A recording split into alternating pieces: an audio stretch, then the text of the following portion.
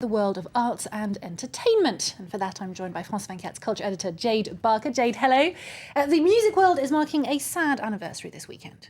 Yeah, that's right. Tomorrow marks 20 years to the day. Can you believe it? It probably makes us feel a little bit old. A little bit. Since Kurt Cobain, the lead singer of Nirvana, passed away. Now, his chronic health issues and struggles with depression and drug addiction were well known, but his suicide still rocked the music world. Actually, 2 months before his untimely death, the band were here in Paris, and Cobain called up his friend and photographer Yuri Lenquet and asked him to do a last-minute photo shoot. Now, Cobain brought along with him a gun, a real one, which he used as a prop in many of the photos, as you can see in some of them here. And 20 years on, Lenquet decided to hold an exhibition of these photos, many of them I've never seen before, and which happens to be Cobain's very last photo shoot. Yeah, it's a little bit freaky. France 24's music critic Mark Thompson caught up with Lenquet to ask him about that day that has since become part of rock and roll mythology. The dark side of him was more evident this last tour, and particularly in February '94. I guess he didn't want to do that tour. He was really tired. He was really asking himself questions about his career, his life. But at the same time, he could be very funny, like all the people that are a bit desperate, they can be very funny and have a very sarcastic and dark side of humor. Now, you can catch Mark Thompson's full interview with the photographer on Monday on our music show at 12:15 noon Paris time, so don't miss that. We won't. Now, next is a story of art imitating life. It's usually the other way around.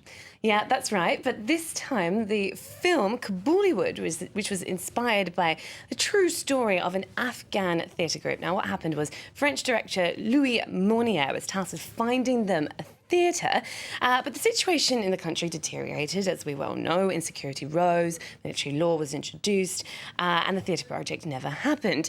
So he decided that since he couldn't really open an actual cultural venue in Kabul, he would do it symbolically through a feature film. And it was while he was researching this that he discovered the cinema theatre Arirub, which was an abandoned complex, which was once the most luxurious in the country. And he actually realised that it wouldn't actually take that much renovation to get it operational again. So he thought he would do it for real and weave fiction into reality. Our reporter Nicolas Jamin explains.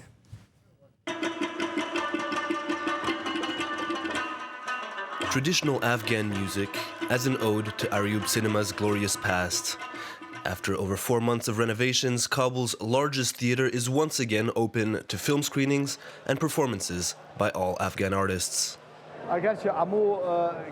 Today we don't see quite the same enthusiasm for movie theatres as there was before. But renovating this type of site is essential. It brings hope to the people and gives us confidence that there's a future for the arts in Afghanistan. During the renovation, Arirub Cinema was also the set of a film shooting. Bollywood tells the story of a group of artist friends struggling to find a cultural venue in their city.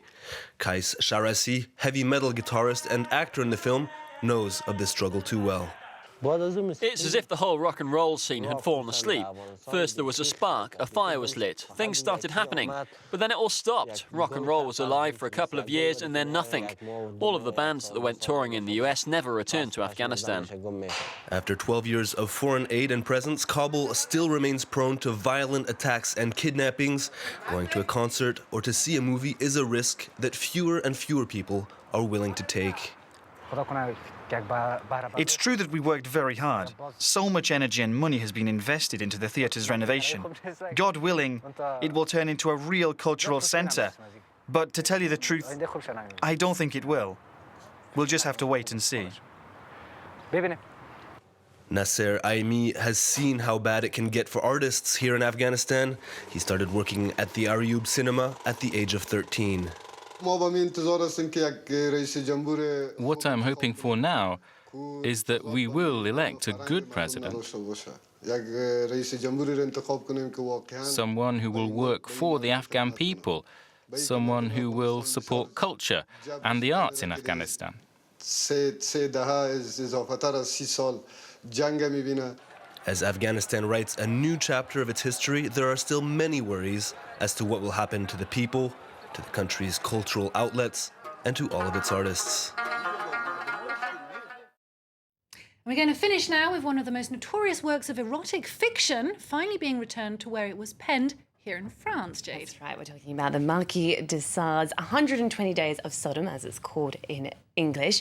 Now, this has been hidden, lost, stolen and sold since it was written and described by Sade as the most impure tale that has ever been told since our world began. Let me tell you, it's pretty impure. I think it would shock many people still today. It's about 50 Shades of Grey, eat your heart out. Yeah, definitely. It's about sexual depravity, pedophilia, cruelty and murder.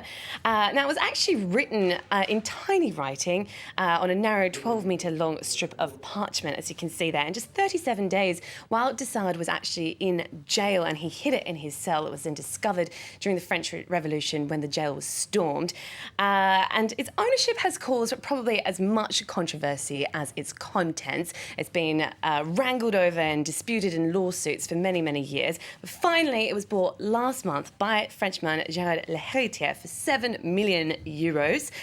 Brought back here to France, where it's going to go on public display at the Museum of Letters and Manuscripts in September, which also happens to coincide with the bicentenary of de Sade's death. So not the erotic museum here in Paris, then? No. Okay. Perhaps it could fit in there as well. It would, wouldn't it? Jade Barker, thank you very much for that. And it's time now for our sports update, starting with football and the latest on the Europa League. Last year's runners-up Benfica edged towards the Europa League semi-finals with victory against Dutch side